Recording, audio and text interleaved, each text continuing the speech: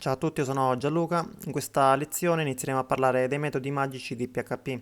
Sono definiti magici perché vengono richiamati automaticamente da PHP in determinate occasioni. Abbiamo in realtà già studiato uno dei metodi magici che è il costruttore construct, che viene richiamato automaticamente quando istanziamo un oggetto di quella classe. Ad esempio, se definiamo una classe user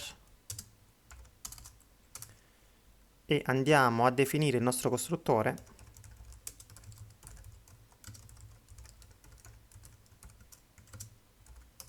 facciamo un echo.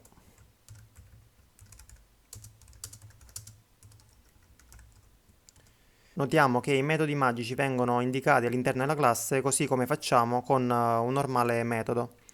Bene, andiamo ad istanziare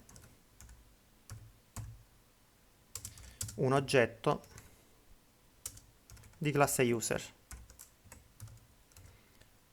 Salviamo ed aggiorniamo.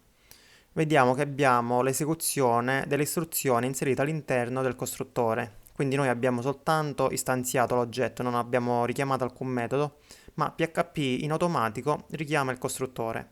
Grazie al costruttore noi possiamo passare dei valori alla classe, ad esempio passiamo il mio nome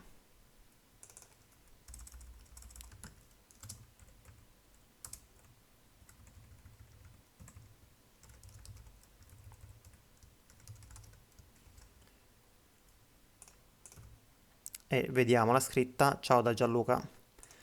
Per quanto riguarda il distruttore invece, destruct viene richiamato automaticamente quando o non ci sono altri riferimenti dell'oggetto all'interno della pagina, oppure noi stiamo provando manualmente ad eliminare e a distruggere l'oggetto. Facciamo qui un attimo un H1, hello world, ok. Andiamo all'interno della classe a definire il distruttore.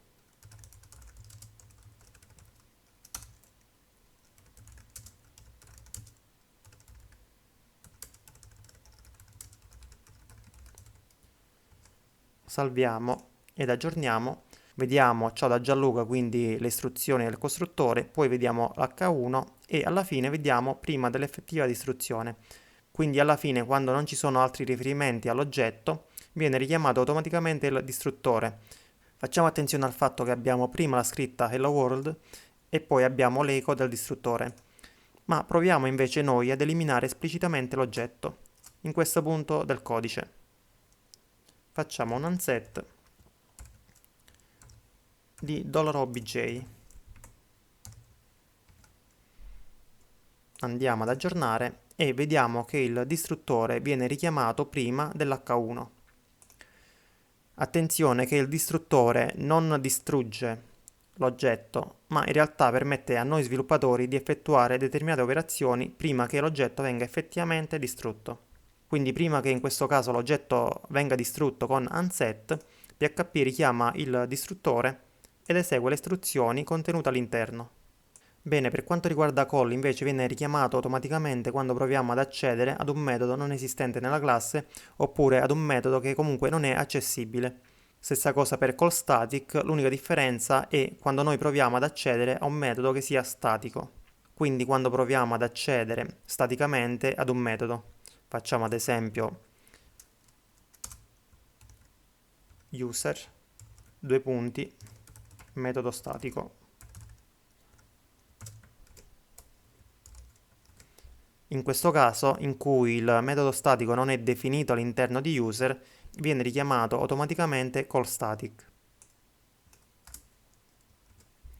Per quanto riguarda get e set, get viene richiamato quando proviamo a leggere il valore di una proprietà non esistente o comunque non accessibile.